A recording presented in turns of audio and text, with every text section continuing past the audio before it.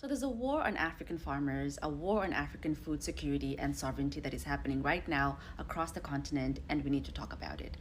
I just finished watching a documentary about how in Cameroon, the onion farmers there have been completely pushed out of the marketplace because the government has decided to import onions from the Netherlands and other EU countries.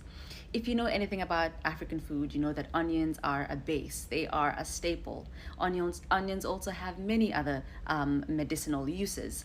And so these Cameroonian farmers have found themselves in a position where they cannot grow their onions and sell them in the marketplace because these other onions from the EU are much cheaper. In a place like Eastern Congo, the millions of people who've been displaced there, many of them were farmers who have been forcibly removed from their villages so that multinational companies can grab the resources underneath this land. In Kenya, the government has decided that formerly freehold land, farmers who formerly outrightly owned their land now must be subject to mountains of bureaucracy, now must be subject to the state leasing out this land.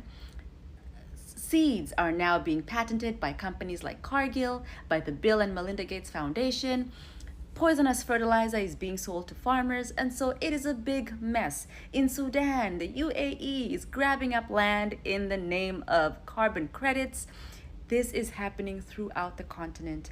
And today, on African Liberation Day, where we're celebrating 61 years since the Organization of African Unity was formed, now the AU, we have to wonder, where is this entity? What is it doing? When a transformational leader like Ibrahim Traore says that agriculture, we have to think about our food first because he who feeds you controls you. Africa is home to 60% of arable land, 60% of farmland, the rivers and lakes in this place. There is no way, there is no reason why there should be any type of famine on this continent. And it is something we have to reflect on and we have to think about and we have to keep talking about. Farmers are suffering in Africa.